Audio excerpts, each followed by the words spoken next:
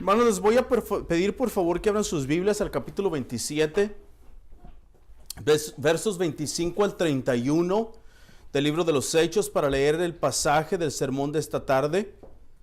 Quiero recordarles que esta tarde regresamos y continuamos con la tercera parte de nuestra serie titulada Un naufragio predestinado. Si ya están en Hechos, capítulo 27, verso 25, por favor lean conmigo. Si todavía no están allá, por favor escuchen atentos a la santa y suficiente palabra de Dios. Beloved, please open your Bibles to chapter 27, verses 25 through 31 of the book of Acts of the Apostles to read the passage for the sermon of this afternoon. Before we read the biblical passage, I want to remind you that we are returning this afternoon and continuing with the third part of our sermon series titled A Predestined Shipwreck. Now, if you're already in Acts chapter 27, verse 25, please read with me. If you are not there yet, please listen carefully to the holy and sufficient Word of God. Verse 25, verso 25. So take heart, men, for I have faith in God that it will be exactly as I have been told. But we must run aground on some island. When the 14th night had come, as we were being driven across the Adriatic Sea, about midnight the sailors suspected that they were nearing land. So they took a sounding and found 20 fathoms. A little farther on, they took a sounding again and found 15 fathoms. Temiendo que algún lugar fuéramos a dar contra los escollos, echaron 4 anclas por la popa y ansiaban que amaneciera. Como los marineros trataban de escapar de la nave y habían bajado el bote salvavidas al mar, bajo el pretexto que se proponían echar las anclas desde la proa, Pablo dijo al centurión y a los soldados: si estos no permanecen en la nave, ustedes no podrán salvarse. Amén. Amados, la mano soberana y providencial de Dios se encuentra todas las cosas visibles e invisibles, pero sobre todo en las vidas de los cristianos diariamente. Desafortunadamente, la gran mayoría de los cristianos evangélicos no entiende y, lo que es peor, no sabe nada de la doctrina de la divina providencia de Dios. Digo esto porque la mayoría de los cristianos evangélicos cree que si Dios no está envuelto en este mundo haciendo milagros, pues simplemente Dios no está presente en este mundo. Algunas de las veces se nos han acusado a nosotros, los reformados o los secesionistas, que creemos en el deísmo. Este deísmo es la creencia la cual enseña que Dios creó al mundo, pero lo dejó para que el mundo se gobernara por sí mismo, y Dios no está presente. Beloved, the sovereign and providential hand of God is found in all visible and invisible things, but above all, in the lives of Christians every day. Unfortunately, the vast majority of evangelical Christians do not understand, and what is worse, do not know anything about the doctrine of the divine providence of God. I say this because most evangelical Christians believe that if God is not involved in this world doing some kind of miracle, then simply God is not present in this world. Sometimes we, cessationists or reformed folks, have been accused that we believe in deism.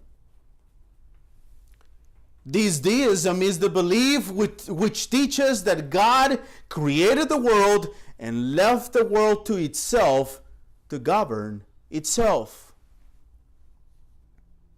Pero amados, esta acusación en nuestra contra de creer en el deísmo es una mentira y es totalmente incorrecto. La verdad es que nosotros creemos, entendemos, conocemos y nos regocijamos en la verdad y las promesas que dan paz a nuestras vidas que encontramos en la doctrina de la divina providencia de Dios. Desafortunadamente he escuchado, y debo decir esto de primera mano, de algunos casos extremos en medio del carismaticismo y el pentecostalismo, en los cuales en alguna ocasión una persona estaba enferma y los hermanos se rehusaron a llevar al enfermo al hospital porque estaban orando para que esa persona se sanara y Dios hiciera un milagro.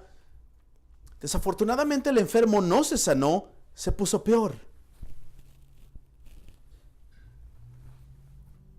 Beloved, this accusation against us to believe in deism, it's a lie and is wrong. The truth is that we and the Reformed doctrine, we understand, we know, and we rejoice in the truth and the promises that give peace to our lives when we know the doctrine of the divine providence of God. Unfortunately, I have heard now this firsthand of some extreme cases in the charismatic and Pentecostal setting, in which one case is an example. Someone once was ill and they refused to take this sick person to the hospital because they were praying and waiting for God to do a miracle and raise this person from the bed. Unfortunately, on the contrary, the ill person got worse. Una vez más, hermanos, he escuchado de primera mano el ejemplo de una persona que estuvo enferma y los cristianos de esa iglesia se opusieron a llevarlo al hospital porque Dios iba a hacer un milagro y lo iba a sanar. Una vez más, este es un caso extremo, pero es un caso extremo de la ignorancia sobre la doctrina de la divina providencia de Dios. Dios, hermanos, en su divina providencia nos ha dado hombres y mujeres capaces con sabiduría, quienes han desarrollado la medicina que nos ayuda a sanar nuestros cuerpos. Dios nos ha dado médicos para bendecirnos. Todo lo que tenemos que al alcance de nuestras manos, hermanos, es usado por Dios en su divina providencia para el servicio y el bien de nuestras vidas. En el tiempo de los apóstoles, si una persona tenía un accidente y se cortaba un pie, no había otra que pedirle al Señor. Dios en su misericordia hoy nos ha dado la medicina, pero si una persona pierde el pie, instantemente le hacen cirugía y esa persona se salva. Dios providencialmente nos ha dado para nuestras necesidades por diferentes medios y no necesitamos un milagro el día de hoy. Like I said before, I have heard from firsthand of this case of this person who was sick and never got better. But this is an extreme example of the ignorance of the doctrine of the divine providence of God. God in His divine providence has given us capable men and women with the wisdom who have developed the medicine that helps us to heal our bodies. Everything we have in our fingertips is used by God in His divine providence for the service and the good of our lives. We don't need to wait or to be praying for a miracle because God providentially has provided us for our needs by different means. El autor G.B. Caird en una ocasión usó esta ilustración para hablar acerca de la providencia de Dios. Debo decir de antemano que esta ilustración es un poco corta, pero creo que nos ayudará a entender. Y esto es lo que dice G.B. Caird.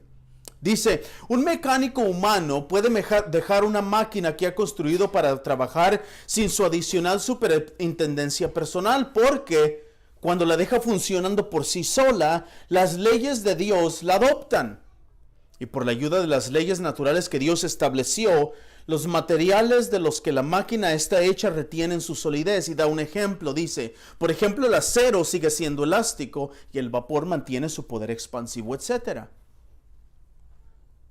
The author G.B. Caird once used this illustration. This is what he says. A human mechanic may leave the machine he has constructed to work without his further personal superintendent. Because, he says, when he leaves it, God's laws take it up, and by their aid, The materials of which the machine is made retain their solidity. And he gives two examples. For example, the steel continues to be elastic. The vapor keeps its expansive power. Y él continúa. Pero cuando Dios ha construido su máquina del universo, no puede dejarla, ni ninguna de sus partes más minúsculas en su inmensidad y complejidad de movimiento para sí misma. Porque si Dios se retira, no hay un segundo Dios para cuidar esta máquina. No hay ni un solo átomo de materia que puede por un momento retirarse Dios de su superintendente apoyo. Cada momento sucesivo en todo el mundo, el acto de la creación debe ser repetido.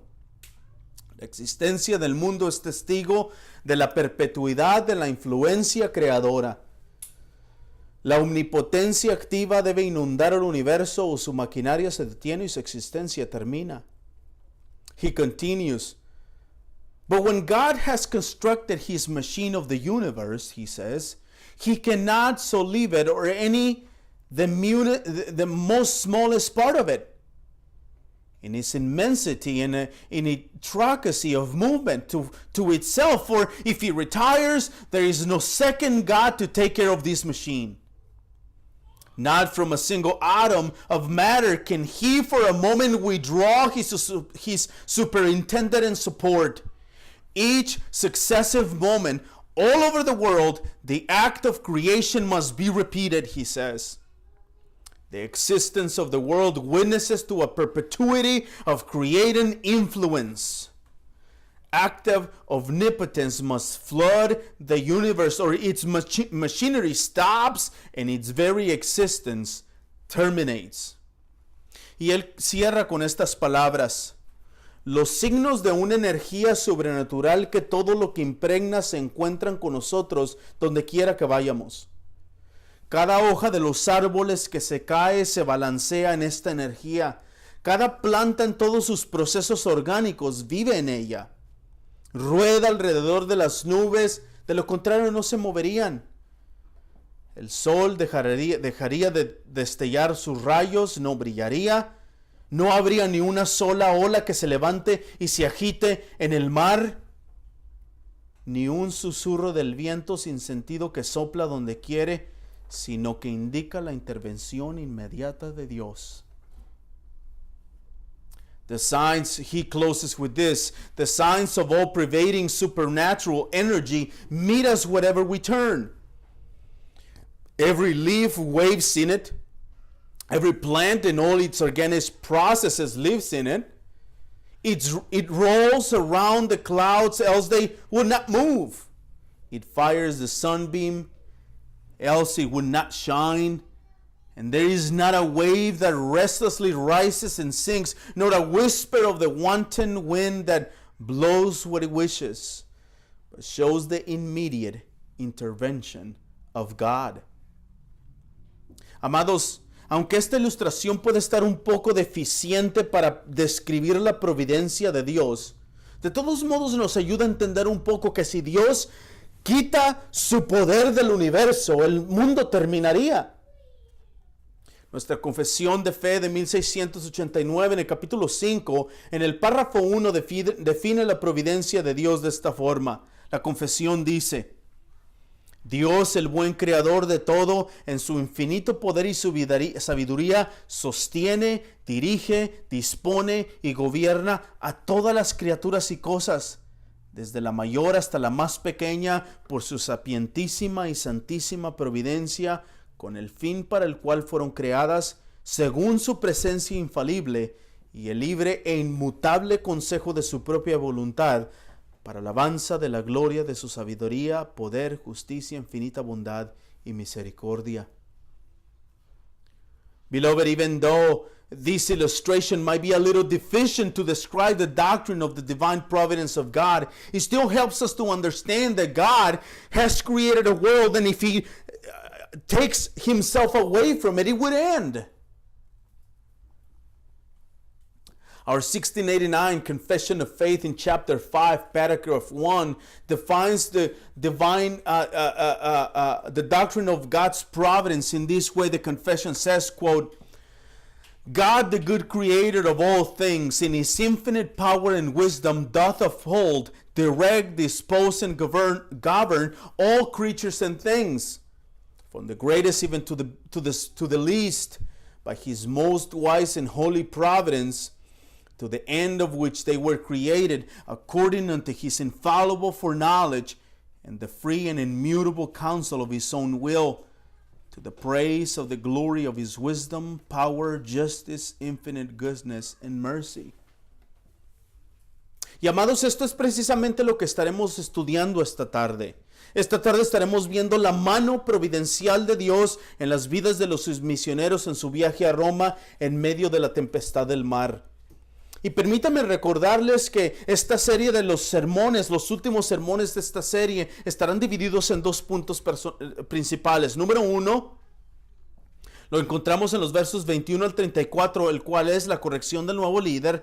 Y después de esto, el segundo punto lo encontramos de los versos 35 al 44, y este es el ejemplo del nuevo líder. Y esta tarde estaremos estudiando un solo punto en nuestro sermón. Este es la segunda parte o la parte B del primer punto de la serie, el cual es titulado La corrección del nuevo líder.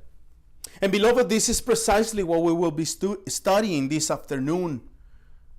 This afternoon, we will be seeing the providential hand of God in the lives of the missionaries on their journey to Rome in the midst of the storm at the sea. And let me remind you that this series of sermons, the last few sermons, will be divided into two main points. The first one is found in verses 21 through 34, which is the correction of the new leader. And after that, the second point is found in verses 35 to 44, and this is the example of the new leader. And this afternoon, we will be studying one single point in our sermon. This is the second part, or part B, of the first point of this series, which is the correction of the new leader. Y les voy a pedir, hermanos, que pongan atención al verso 25, el cual nos introduce al primer y único punto del sermón de esta tarde. Debo recordarles que en el segundo sermón de esta serie, hace 2 semanas, hablamos acerca de la exhortación del apóstol Pablo a los hombres del barco a tener ánimo, diciéndoles que ninguno de ellos moriría y que solo el barco se perdería. La razón por la cual los hombres del barco deberían tener ánimo, según las palabras del apóstol, fue porque un ángel del Señor se le apareció a Pablo esa noche y le dio un mensaje de salvación. Le dijo: nadie se va a morir. Pero recordemos, hermanos, que la razón por la que Dios salvaría a todos los hombres que iban en el barco era por la vida de un solo hombre. Esto es el apóstol Pablo. En otras palabras, Pablo, quien según el mensaje del ángel debería comparecer ante César, es la única razón por la que todos los demás hombres van a vivir. I'm going to ask you to please pay attention to verse 25, which introduces us to the first and only point of this afternoon sermon. But before we do that, we must remember that in the second sermon of this series 2 weeks ago, I talked about the Apostle Paul's exhortation to the men of the ship to take heart by telling them that none of them will die, but only the ship would be lost. The reason why the men of the ship should take heart, according to the words of the Apostle Paul, was because an angel of the Lord was in Paul's presence that very night and gave him a message that all the men who were on the ship would survive. But remember that the reason why God would save all of the men who went on the boat was for the life of just one man. This man is Paul. Paul, who according to the message of the angel should appear before Caesar. That is the only reason God is saving everyone else. Aquí en el verso 25, hermanos, Lucas continúa con los hechos ocurridos en el barco antes de que lleguen a tierra. Y el verso 25 es una exhortación más de Pablo a los hombres del barco. Una vez más, en este primer punto de esta serie, estamos viendo la corrección del nuevo líder. Este nuevo líder obviamente es el apóstol Pablo, quien está corrigiendo las malas decisiones que se hicieron anteriormente y ahora los está dirigiendo hacia otro rumbo, el rumbo que fue revelado a Pablo por medio de un ángel. Y esta exhortación comienza con las palabras en el verso 25, por tanto. Obviamente estas palabras son una consecuencia de lo que el apóstol dijo anteriormente. En otras palabras, por la razón de que el ángel se le apareció a Pablo, porque ese ángel le dio un mensaje de que nadie moriría, los hombres del barco deberían tener ánimo. Here in verse 25, Luke continues with the events that occurred on the ship before they reached the shore. And verse 25 is a further exhortation from Paul to the men of the ship. Once again, in this first point of this series, we are seeing the correction of the new leader. This new leader is obviously Paul, as we can see. He is the one who is correcting the bad decisions that were made earlier and is now directing them to another direction, the course that was revealed to Paul by the means of an angel. And this exhortation begins in verse 25 with the words, so take heart, in verse 25. Obviously, these words are a consequence of what the Apostle Paul said earlier. In other words, for the reason that the angel appeared to Paul and gave him a message and told him that no one would die, for that reason the men of the ship should take heart. Pero quiero que pongamos atención a las palabras de la seguridad, a la seguridad en las palabras de Pablo. Una vez más, lo apunté la semana pasada, hace 2 semanas. Estas palabras de Pablo eran realmente verdad y Pablo estaba 100% seguro que así sucederían. O Pablo estaba loco, cualquiera de las dos. Pero vean la seguridad una vez más de las palabras de Pablo al final del verso 25. Porque yo confío en Dios que acontecerá exactamente como se me dijo.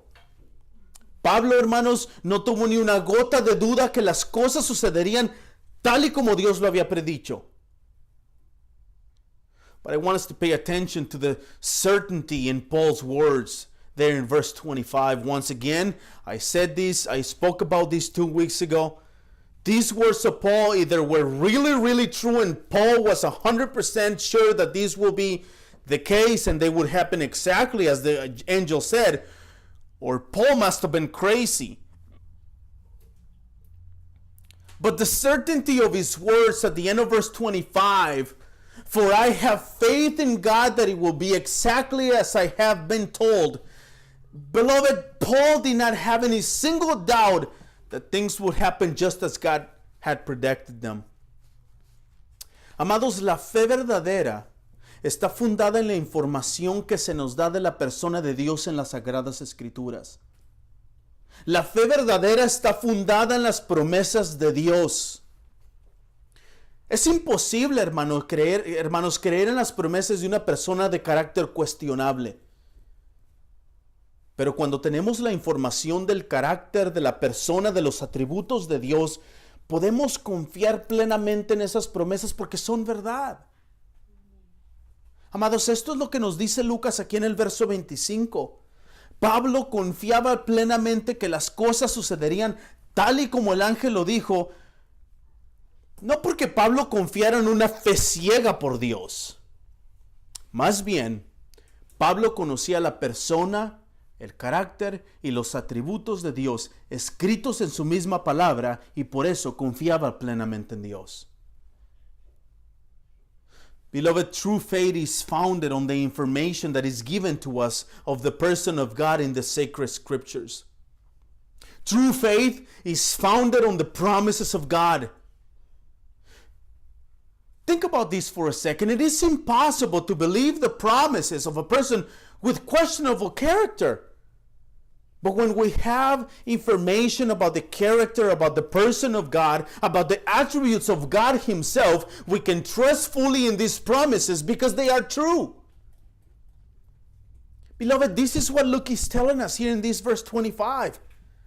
Paul fully trusting that things would happen just as the angel said, not because Paul had a blind faith. No, rather, Paul knew the person, the character, and the attributes of God written in his very word, and that is why he trusted God completely. Pero notemos algo más en este verso 25. Notemos que el apóstol no exhorta a los hombres del barco a confiar en Dios. ¿Se dieron cuenta de eso? Pablo nunca les dijo la frase, pero ustedes confíen en Dios, o pongan su fe en el mensaje de Dios. No, el apóstol no dijo eso. Esto es porque el apóstol sabe claramente que solo aquel que ha sido regenerado e iluminado por el Espíritu de Dios puede confiar en Dios.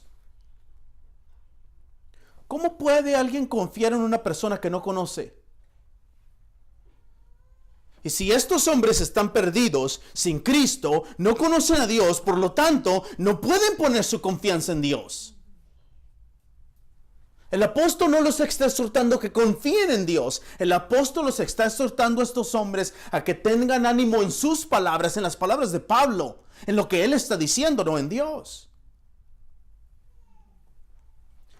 But notice something else in verse 25.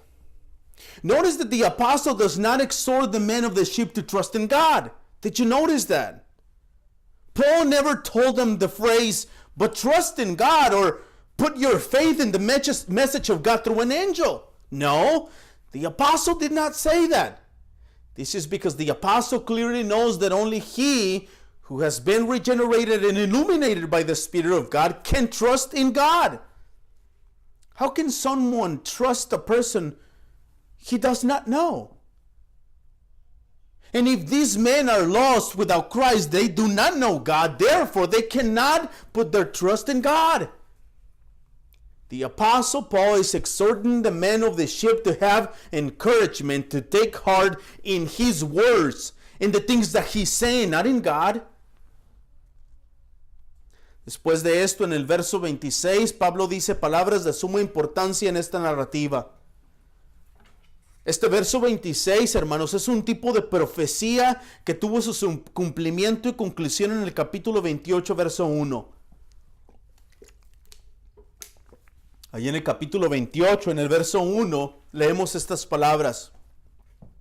Una vez que ellos estaban a salvo, nos enteramos que la isla se llamaba Malta.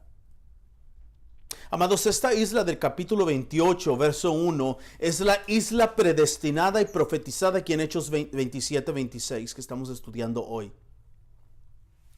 Dios usó al ángel para darle detalles del viaje y salvarle la vida a Pablo y a todos los hombres del barco. Lo que este verso 26 nos hace saber, hermanos, es que Dios soberanamente reveló al apóstol por medio del ángel todo lo que sucedería con detalles mínimos. Este es uno de los detalles. Deberían llegar a una isla. Pablo sabía que tenían que llegar a esa isla para salvar sus vidas, y eso fue exactamente lo que sucedió, como acabamos de ver en el capítulo 28, verso 1. After this, in verse 26, Paul says words of great importance to this account. This verse 26 is a type of prophecy that had its fulfillment and conclusion in chapter 28, verse 1. There in chapter 28, verse 1, Luke tells us these words.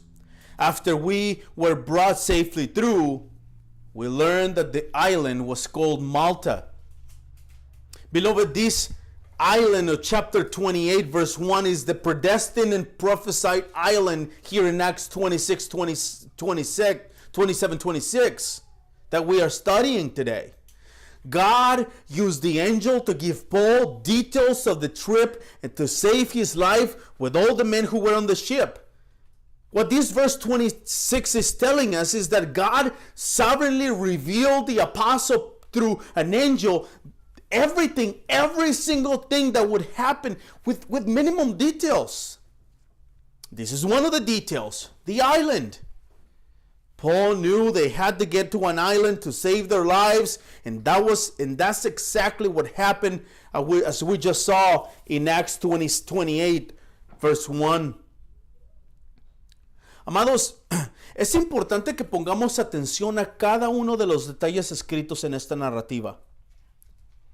Entre más pongamos atención a los detalles, más nos daremos cuenta del poder soberano y la providencia de Dios, cuidando cada uno de los detalles y usando todos los medios para salvarle la vida a los misioneros. Es más aún de suma importancia, hermanos, que recordemos durante esta serie de sermones que esta narrativa del capítulo 27 del libro de los Hechos no nos describe nuestra vida en las tribulaciones o los naufragios de nuestras vidas. Este pasaje no se trata de nosotros. Nosotros no somos los actores principales de esta narrativa. Dios es. Por lo tanto, les invito a que pongamos atención a los detalles que Lucas nos escribe. Pongan atención a los detalles del verso 27 al 29. En estos 3 versos, Lucas nos da un curso intensivo de navegación y barcos. Una vez más, esos 14 días a la deriva y la información de la profundidad del mar en el verso 28, junto con la información de la ansiedad de que amaneciera, es para acentuar, es para que nos demos cuenta de lo difícil que era y cómo Dios en su soberanía, poder y providencia guardó de los misioneros.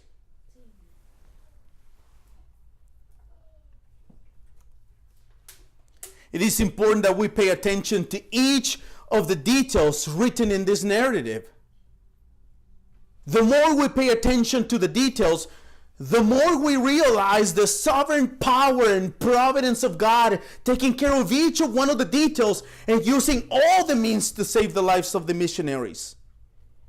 It is even more important that we remember during this series of sermons that this account of chapter 27 of the book of Acts does not describe our life in the tribulations or the shipwrecks of our lives. This passage, it's not about us. We are not the main characters in this account. God is. Therefore, I encourage you to pay attention to the details that Luke writes to us. Pay attention to verses, for example, verses 27 through 29. In these 3 verses, Luke gives us an intensive class of navigation in boats. Once again, in those 14 days adrift, and the information of the depth of the sea in verse 28, together with the information of the anxiety for the next day to come, is to further accentuate, emphasize the power and sovereignty of the divine providence of God taking care of the missionaries even in the midst of the problems. This is about God. Y esta providencia de Dios, una vez más, hermanos, acentuada en los versos 30 y 31. Lucas nos dice en el verso 30 que los misioneros intentaban escapar. Pero esta información es interesante porque ¿por qué los marineros eran los únicos que querían escapar?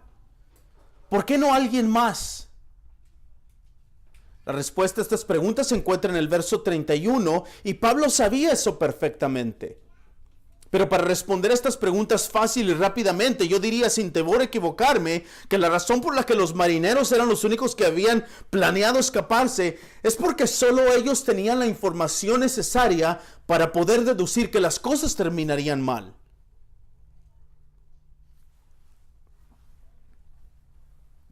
And this providence of God is, once again, accentuated in verse 30 and 31. Luke tells us in verse 30 that the sailors were trying to escape. But this information is so interesting because if you think about it, why are the sailors the only ones who want to escape? Why not someone else? The answer to this question is found in verse 31, and Paul knew that perfectly. But to answer to this question easily and quickly here, I will say without fear of being wrong that the reason why the sailors were the only ones who had planned to escape is because only they had the necessary information to be able to determine that things will end badly.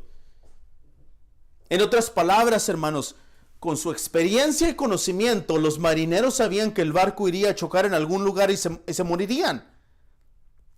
Pero si ponemos atención a sus acciones, a las acciones de los marineros, Esto es una muestra clara de que ellos no creyeron y no tuvieron ánimo en las palabras de Pablo de que todos iban a salvar. Ellos no creyeron que se iban a salvar.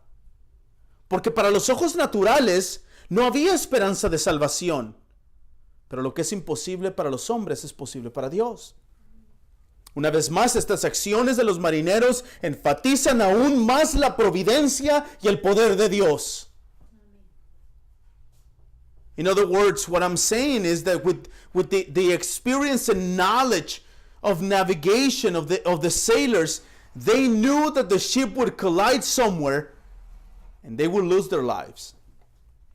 But if we pay attention to their actions, this is a clear sign that they did not believe and took heart to Paul's words that they were all going to survive. They did not believe that they were going to be saved, because for the natural eyes there was no hope of salvation, but what is impossible for men is possible for God. Once again, these actions of the sailors emphasize even more the providence and power of God. Pero luego en el verso 31 nos da más información y más detalles de este intento de escape bajo el pretexto de querer echar las ancas por la proa, como leemos en el verso anterior. Y estas palabras tal vez no son fáciles de entender. Al menos, si les soy sincero, yo no las entendí a pesar de leerlas muchas veces.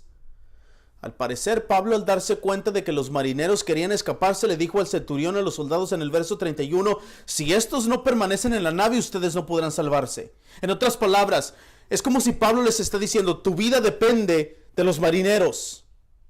Es como una contradicción, pero Dios dijo que todos iban a salvar. But then verse 31 gives us more details of this attempt to escape under the excuse of laying out the anchors from the bow, as we read in the previous chapter. And these words maybe are not so easy to understand. At least, if I'm honest with you, I did not understand them despite having read them many times. Apparently, Paul, realizing that the sailors wanted to escape, said to the centurion and the soldiers in verse 31, unless these men stay in the ship, you cannot be saved. It's like the apostle Paul was saying, well, your life depends on these men. But then it's like a contradiction, because the apostle Paul told them that everyone was going to be saved. Para ayudarnos a entender estas palabras, hermanos, y para que podamos ver que esta no es una contradicción, y para que nosotros podamos ver que es la providencia de Dios obrando en todas estas cosas, debemos tomar muchas cosas en cuenta. Primeramente, Pablo comunicó sus planes al centurión y a los soldados. Ahora, necesitamos recordar cuántos líderes están envueltos en este viaje y quién es el líder principal de este viaje. Primero tenemos al capitán del barco.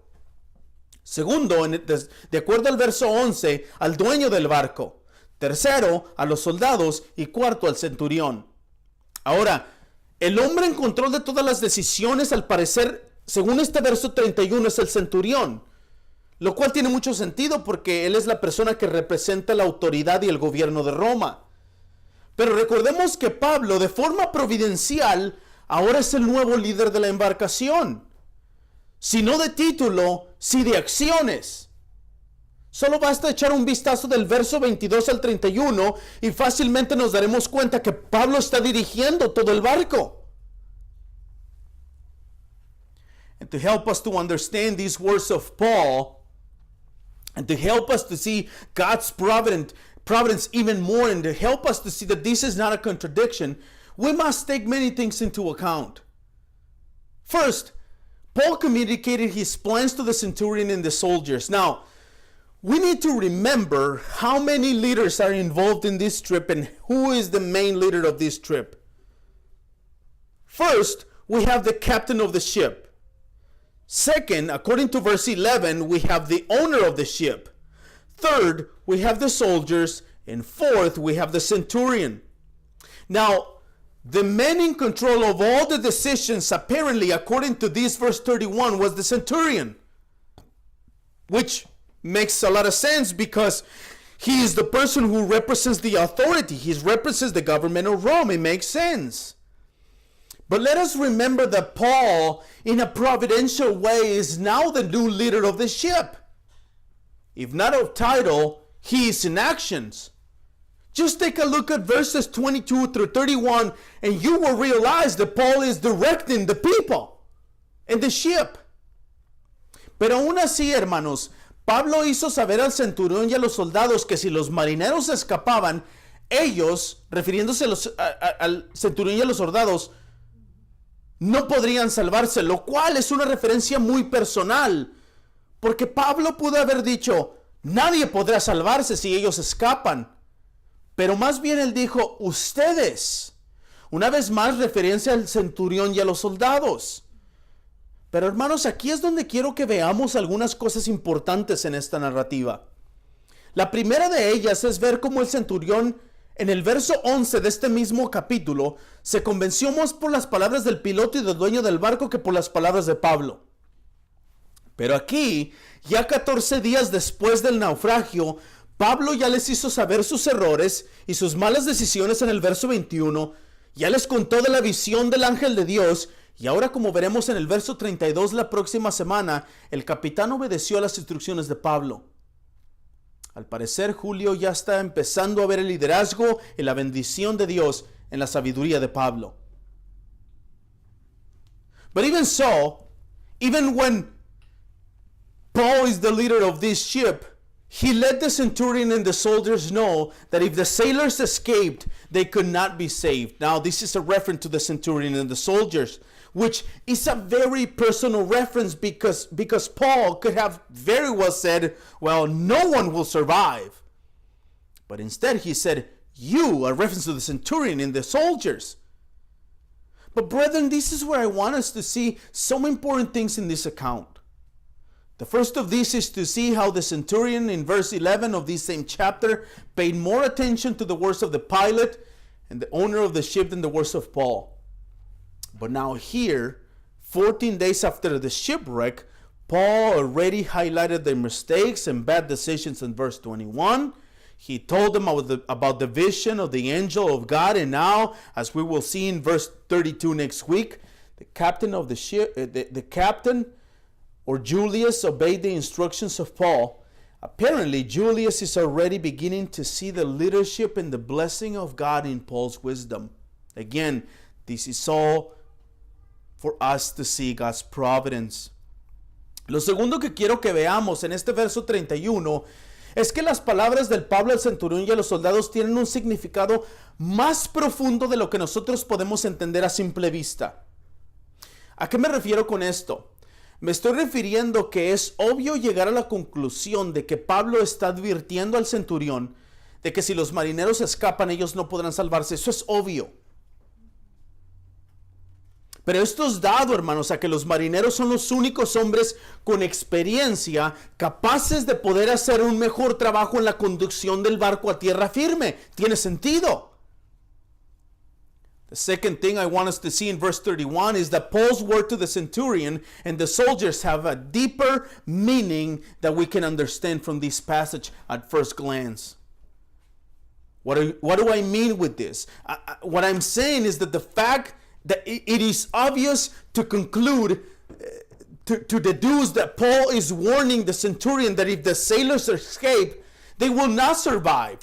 But this is given to the fact that the sailors are the only men with enough experience capable of doing a better job in driving the ship into land. That makes perfect sense.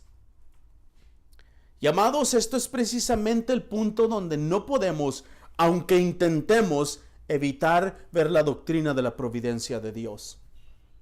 Como le mencioné en nuestra introducción, nuestra confesión de fe de 1689 en el capítulo 5, más específicamente en el párrafo 3, dice estas palabras de la providencia de Dios. Dios en su providencia ordinaria hace uso de medios, sin embargo tiene la libertad de obrar sin ellos, por encima de ellos y contra ellos, según le plazca. Amados, lo que nuestra confesión nos enseña es que Dios es soberano en sus decretos y en su divina providencia. Dios, hermanos, hace uso de cualquier medio, cualquier cosa, cualquier persona, pero Dios no está atado a ellos. En otras palabras, Dios es soberano para obrar su voluntad y providencia sin medios, por encima de los medios y en contra de los medios, según le plazca, como dice la confesión. Hay una historia que he contado en otras ocasiones acerca de este pasaje de una anciana cristiana que vivía en una casa, tenía un vecino que era ateo y se burlaba de ella por ser atea.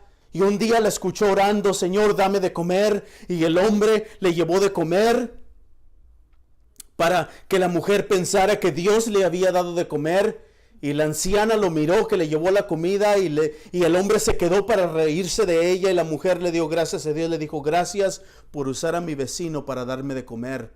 Hermanos, Dios usa cualquier cosa en su divina providencia para cuidarnos. En este caso, Dios usa la experiencia de los marineros para salvar la vida de Pablo. And beloved, this is precisely the point where we can add, even if we try to avoid seeing in this account the doctrine of the divine providence of God.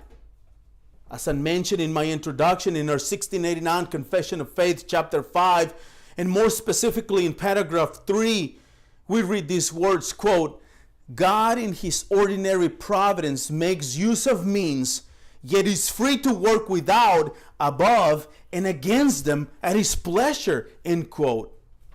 Beloved, what our confession teaches us is that God is sovereign in his decrees and his divine providence.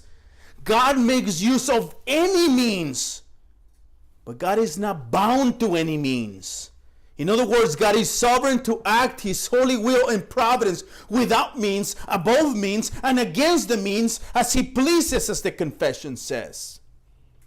I have told this story in the past about an old lady who was a Christian and had an atheist neighbor who made fun of her because she was a Christian, and one day she was praying for God for food, and the atheist man heard her praying, and he said in his heart, I'm going to bring her food so she thinks that it was her God. But this old lady saw these men bringing the food, and then she went to her knees and prayed, Father, thank you for using these men to bring me food. In other words, God used any means to take care of his church. And this is what is going on here. God is using the sailors. Amados, lo que quiero que veamos en este verso 31 es que es el Señor quien ha provisto a esos específicos marineros con conocimiento, experiencia y habilidades para usarlos como medio para salvar la vida de los misioneros. Y como él mismo se lo prometió a Pablo por medio de un ángel para salvar la vida de todos los hombres que viajaban en ese barco. En otras palabras, Dios usa todos y cada uno de los medios que existen, medios que él mismo, hermanos, el Señor mismo, eternamente ha decretado y predestinado para usarlos para cuidar en la gracia común de la creación, de todos los seres humanos, pero más especial y específicamente, hermanos, para cuidar de su iglesia. Beloved, I want us to see in this verse 31 that it is the Lord who has provided these specific sailors with the knowledge, experience, and skills to use them as means to save the lives of the missionaries. And as he himself promised to Paul by the means of an angel to save the life of all the men who travel on this ship. And in other words, what I'm saying is this: God uses each and every one of the means that exist, means that he has eternally decreed and predestined, to use them to the care in coming grace of all his creation, of all humans means. But listen to this, more specially and specifically, to take care of his church. Amados, esto es lo que Lucas nos está escribiendo en este verso 31. La divina providencia de Dios cuidando de su iglesia, salvándole la vida al hombre que Dios usó para darnos la mitad del Nuevo Testamento y con eso bendecir e edificar su iglesia hasta la segunda venida de su Hijo Cristo.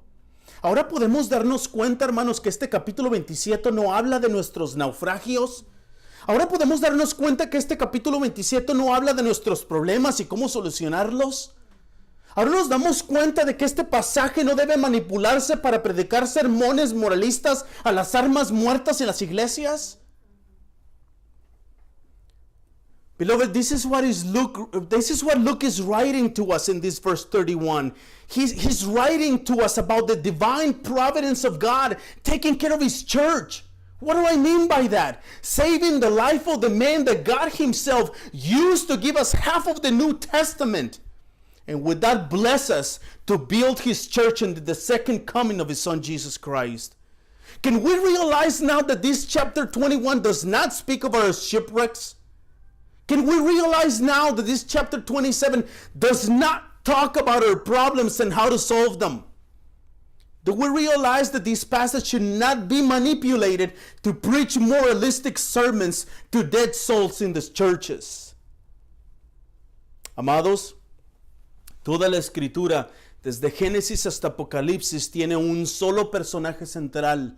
Este es nuestro Señor Jesucristo. Él, amados, Él es quien nos dan testimonio todas las escrituras. A lo cual, amados, yo preguntaré a todos los pastores que escucharán este mensaje, espero en el Señor algún día, la misma pregunta que Carlos Spurgeon hizo alguna vez. ¿No está Cristo en su sermón, Señor? Entonces váyase a su casa y nunca predique nada nuevo hasta que tenga algo que valga la pena predicar. Beloved, all scripture from Genesis to Revelation has only one central character, and that is our Lord Jesus Christ. He, beloved, He is the one that all the scriptures bear witness to which I will ask all pastors who will listen to this message. I hope in the Lord one day the same question that Charles Spurgeon once asked, and that is, no Christ in your sermon, sir? Then go home and never preach again until you have something worth preaching. Amados, para concluir, quiero leer una parte de la introducción del sermón predicado el 11 de abril de 1858 por el príncipe de los predicadores Carlos Spurgeon. Este sermón está titulado Providencia. Esta parte del sermón es un poco larga, pero creo que nos ayudará y nos dará una prueba más gráfica de la divina providencia de Dios. Esto es lo que dijo Spurgeon. Escuchen sus palabras. Durante esta semana, mi mente ha estado muy dirigida al tema de la providencia de Dios. Y no te sorprenderás cuando relate una parte de la historia de un día. Me comprometí a predicar el miércoles pasado en Halifax, donde hubo una fuerte tormenta de nieve. Se habían hecho preparativos para una congregación de 8,000 personas y se había erigido una enorme estructura de madera. Consideré que debido al clima severo, pocas personas podrían reunirse y esperaba con ansia la triste tarea de dirigirme a un puñado insignificante de personas en un lugar tan grande. Sin embargo, cuando llegué encontré 5,000 a 6,000 personas reunidas para escuchar la palabra de Dios. Y a un lugar de aspecto más sustancial no ha sido mi visita. Ciertamente era un edificio enorme e incómodo, pero sin embargo parecía estar bien adaptado para responder al propósito. Nos reunimos por la tarde y adoramos a Dios, y de nuevo por la noche y nos fuimos a nuestros hogares, o más bien estábamos a punto de despedirnos, y todo esto mientras la gentil providencia de Dios nos cuidaba. Inmediatamente frente a mí había una enorme galería que parecía una estructura extremadamente masiva, capaz de albergar a 2,000 personas. Esto, en la tarde, estaba lleno y parecía mantenerse firme como una roca. Una vez más, por la noche, ahí estaba y ni se movió ni se sacudió. Pero marca la mano providente de Dios, dice Spurgeon.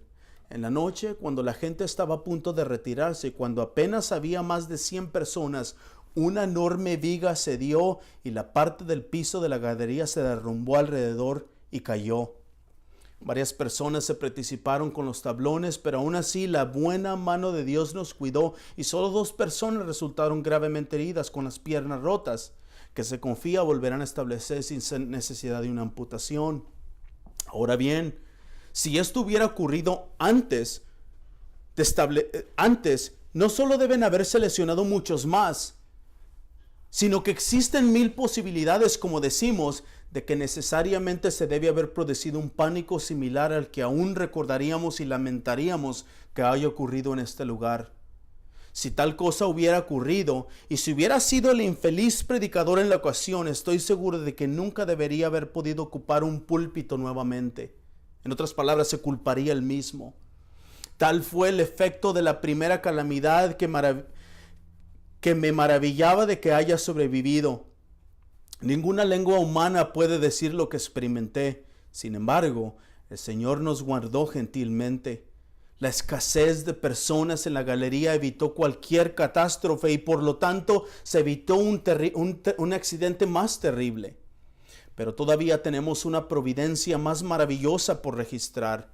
Sobrecargado por el intenso peso de la nieve que caía sobre él y golpeado por un fuerte viento, todo el edificio se derrumbó 3 horas después de lo que lo habíamos dejado, dividiendo las enormes vigas en escalofríos y haciendo que gran parte del material fuera completamente inútil para cualquier futuro edificio. Ahora marca esto, dice Spurgeon: si la nieve hubiera comenzado 3 horas antes, el edificio no debió haber caído sobre nosotros. ¿Y cuántos de nosotros habíamos escapado de morir? Pero marca otra cosa: durante todo el día se derritió tan rápido la nieve que caía, parecía dejar una masa no de nieve blanca, sino de nieve y agua juntas. Esto corrió por el techo sobre nosotros para nuestra gran molestia, y estaba casi listo de quejarme de que teníamos un trato duro por parte de la providencia de Dios. Pero si hubiera sido una helada o un lugar de un deshielo, podemos percibir fácilmente que el lugar debió haberse caído varias horas antes, y luego su ministro, Spurgeon, y la mayoría de la congregación probablemente habían estado en el otro mundo. Algunos pueden ser quienes niegan por completo la providencia, pero no puedo concebir que hubiera participantes de la escena que pudieran haberlo hecho. Esto lo sé, dice Spurgeon: si hubiera sido un incrédulo hasta el día de hoy en la doctrina de la divina providencia y el cuidado sabio de Dios, debía haber sido un creyente en esa misma hora. Y Spurgeon exhorta a la iglesia: oh, magnifiquen al Señor conmigo y exaltemos juntos su nombre. Ha sido muy amable con nosotros y nos ha recordado para siempre, dice Spurgeon. Now, beloved, to conclude, I want to read part of the introduction of a sermon preached on April 11, 1858 by the Prince of Preachers, Charles Spurgeon, entitled Providence. This part of the sermon is a bit long, but it would help us to have a more graphic explanation of the doctrine of the divine providence of God. This is what Spurgeon said: during this week, my mind has been much directed to the subject of providence. And you will not wonder when I relate a portion of one day's story. I was engaged to preach last Wednesday at Halifax, where there was a heavy snowstorm. Preparation had been made for a congregation of 1,000 persons, and a huge wooden structure had been erected. I consider that, owing to the severe weather, few persons could possibly assemble, and I look forward to the dreary task of addressing an insignificant handful of people in a vast place. However, when I arrived, I found from 5,000 to 6,000 people gathered together to hear the word. In a more substantial looking place, it has not been a lot to see.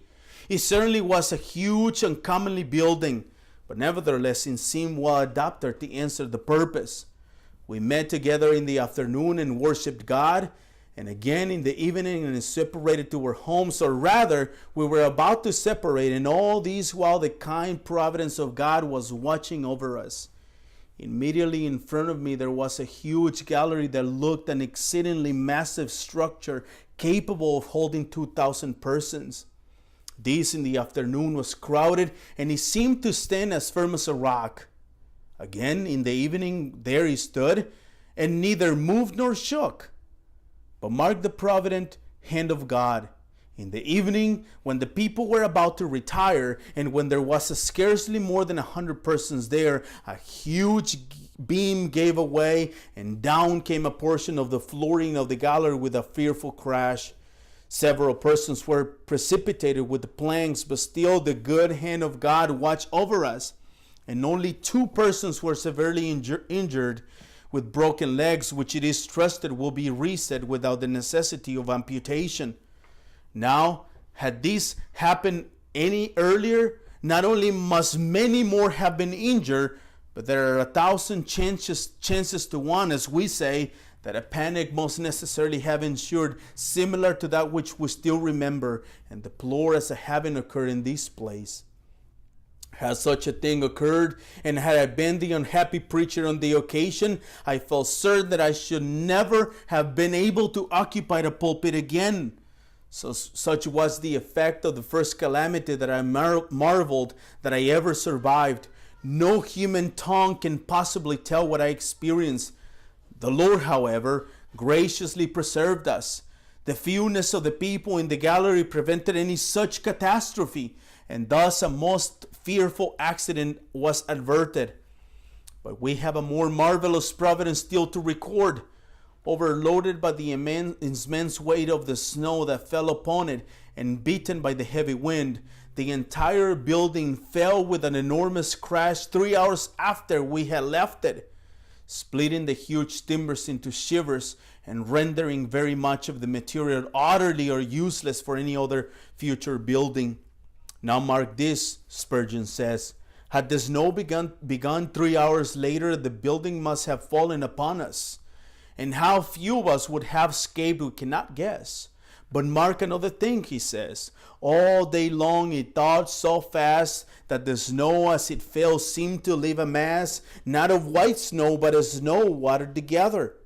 This ran through the roof upon us to our considerable annoyance, and I was almost ready to complain that we had a hard dealing from God's providence. But if it had been a frost instead of a thaw, you can easily perceive that the place must have fallen several hours beforehand, and then your minister and in the greater part of his congregations would probably have been in the other world. Some there might be who deny providence altogether, but I cannot conceive that there were any partakers of the sin who could have done so. This I know, he says, if I had been an unbeliever to this day in the doctrine of the supervision and wise care of God, I must have been a believer that at this very hour. And he exhorts the congregation. He says, "Oh, magnify the Lord with me, and let us exalt his name together. He hath been very gracious unto us, and remember us for good." Amados, como lo hemos escuchado en las palabras de Spurgeon, el Señor cuida y guarda de nosotros por medio de muchos medios, aún medios que nosotros ni nos imaginamos que el Señor nos ha provisto para nuestro cuidado. En nuestra casa, en nuestro carro, en nuestro diario vivir, el Señor nos guarda de tantas cosas. El Señor, hermanos, es soberano sobre todas las cosas, y Él usa todas esas cosas para manejarlas de tal manera que todo obre para bien para los que le aman. Amados, esta tarde solo quiero recordarles y exhortarlos que confíen en el poder, soberanía y providencia divina de Dios. Recuerden, hermanos, que Él está en control de todas las cosas, y aun cuando nuestra situación sea difícil o algunas veces hasta imposible, Él tiene todo bajo control y está haciendo que todas las cosas funcionen exactamente tal y como Él lo predestinado para el bien de su iglesia. En otras palabras, hermanos, para ustedes y para mí. Por tanto, amados, confíen en Él y vean a la cruz, a la persona de Cristo, al amado sumo sacerdote haciendo intercesión al Padre por nosotros, aún en medio de las más difíciles de nuestras situaciones de nuestras vidas. Amén. Beloved, as we have heard in the words of Spurgeon, the Lord cares for us and keeps us in His providence, using all means, even means that we cannot imagine, that the Lord has provided for our care. He cares for us in our home, in our vehicles, even in church when we gather together. The Lord is sovereign over all things, and He uses all things to handle them in such a way that everything works for good for those who love Him. Beloved, this afternoon I just want to remind you and to encourage you to trust in the power, sovereignty, mercy, and divine providence of God. Remember that He is in control of all things, and even when our situation is difficult or sometimes even impossible, He has everything under control, and He's making all things work exactly just as He has predestined them for the good of His church. That means you and me. Therefore, beloved, trust in Him and look at the cross, the person of Jesus Christ, our beloved high priest, making intercession to the Father for us, even in the midst of the most difficult situations of our lives. To Him be the glory. Amen. Vamos a orar, hermanos. Let's pray.